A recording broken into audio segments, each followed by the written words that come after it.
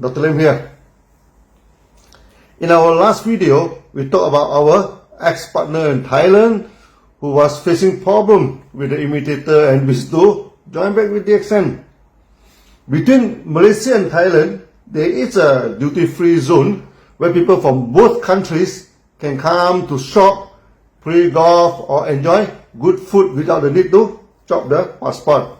We meet at a duty-free place and I do not want to risk anything to meet them in Thailand. During the meeting, they told me the problem faced by them. They form a company with the imitator, each one holding 49%. Then one marketing motivator, who is a Thai, holding 2%. Then they soon found that the products from the imitator were deteriorating and no longer effective. Before that, when they visit the office of the imitator, they found that there's a lot of DXN products was there. The imitator told them they were the supplier of DXN. At first, the ex-partner believed the rumors. Later visit, they found a lot of DXN discarded bottles and grew suspicious and found that actually, initially the imitator bought the products of DXN, then changed the contents into the bottles. At first, the products were effective, as it is basically they were DXN products. Only then they would change the bottles into their bottles. Eventually, the imitator took the products elsewhere and started to supply them, and the quality deteriorated quickly. And this is the first problem they are facing. Secondly, the imitator couldn't speak proper English, but his wife could speak fluent Thai, as she is the Malaysian Thai. But the wife know nothing about genotherapy, and all training has to be done by the Thai trainer. And the Thai trainer was trained by me. And basically, they were using the genotherapy of DXN. This was the second problem. Third, when they asked to visit the farm and factory, the imitator brought them to the factory and the farm of DXN. Then they used Photoshop to modify the photo and put in their company name and logo. But they forgot the DXN logo in the background and become a big joke in the market. Fourth, was the imitator using the supply of products to threaten them into submission. If they refuse to cooperate or ask too many questions, then they will delay the products. Not only that, sometimes the market was active and suddenly the imitator was short of products. Apparently, they got the products from the third party and the supply chain was not smooth.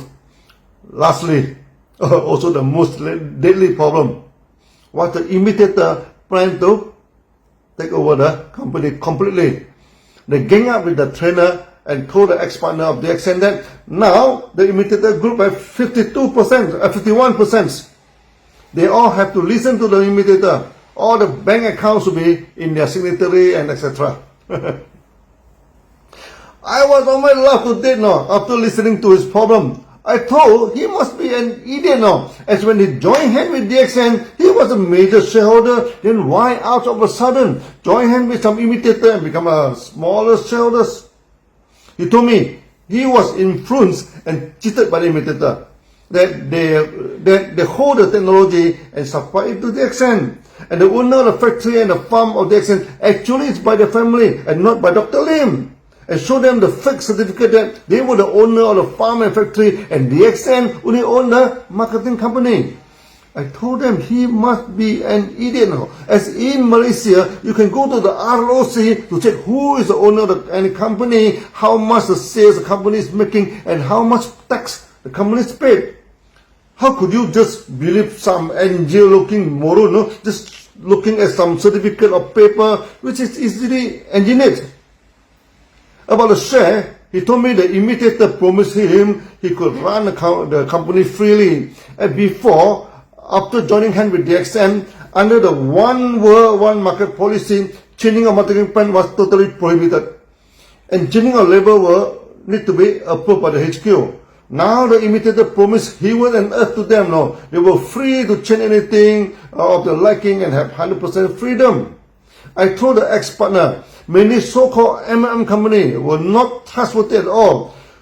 During the OPP, they painted a very rosy image of the company when you join them, like pursue, the real scenario was not what they promised. At least DXN, we comply with what we said, We never break our promise. When the imitator finally knew I terminated the ex-partners, then the true color started to emerge. First, they gang up with the Thai speaker who hold 2% and claim that they are the majority shareholder now. Next, they wanted to control the bank account and all the computer data. If anyone refused to cooperate, then they will stop the supply of the product to them. I never saw such a stupid company like our imitator. First, the JV with some local partners, then try to grab the controlling power from them. Later, I can tell you, how they fail in Philippines, Indonesia, Middle East, Latin America, even in Asia Minor. Everywhere DXN went, they must follow, And they could not compete with DXN, in terms of technology and marketing skill. Then they always created fake stories and rumors.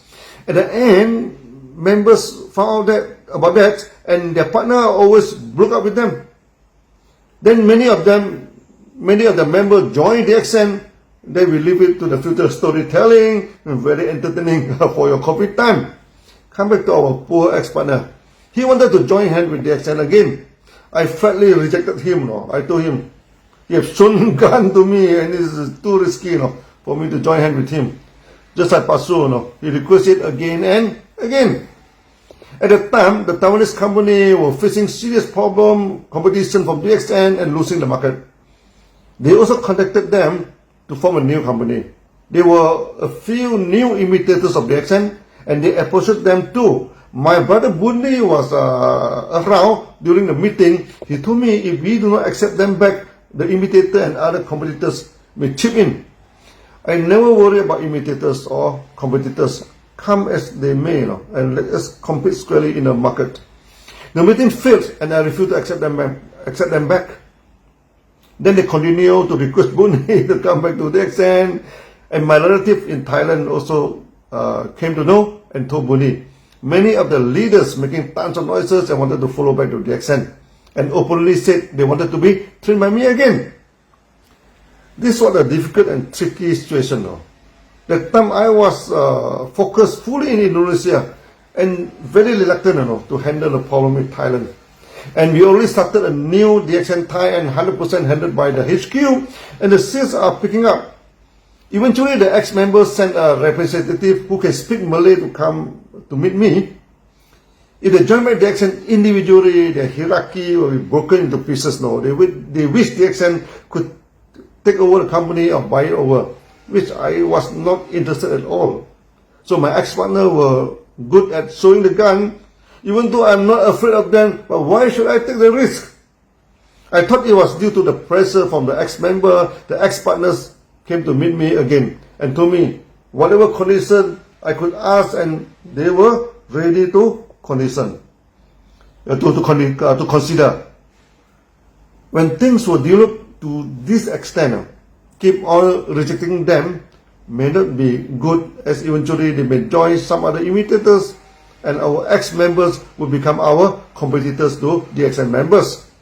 I told them I was not interested to join hands with them again. But they can become the main stockist for DXN and perform the market freely, This is the same model as we applied in the Middle East till today. So for overseas, DXN applied the either or policy. Either the bunch is 100% owned by DXN or 100% the main stock agency, so that our one world, one market policy can be strictly implemented. So if any agency they try to challenge this one world, one market policy, we can remove them. Many people took the one world, one one world, one market for granted. They do not know how much effort behind the scene we put in to make sure it is working.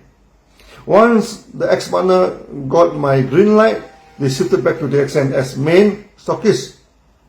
When the imitator tried to grab the company back, the ex-partner used the same dirty techniques again, showing the gun to the imitator. When they told me the story, they do not forget to tell me. This time they saw a James Bond gun, two at a time. The competitor ran away like a frightened cat. not like me who threatened them back. This was story, and I'm almost laughing to death again. This is a story in Thailand. Now, Thai is a major market for DXN, and the visitors to our farm and factories to this day, more members from Thai than Malaysia actually. The story is a bit violent in nature, though. But the violence is not from DXN. We are just responding to the external threat. In Sunya, we always told Sunyati, compassion and love should be based on no conditions. We should love and be compassionate to other unconditionally. We cannot say that if you agree with me, then I love you. If you don't agree, then go to hell and burn by the fire wheel forever. But peace is always conditional, because peace need two parties, no, to achieve the peaceful state. We always want peace, no, but the other party should want peace too. When only peace can exist. If you want peace and the other party show the gun to you, then how to get peace? In the early day, the DXN was threatened a few times. Not only in Thailand, someone shown the gun to me. In Indonesia, it happened again.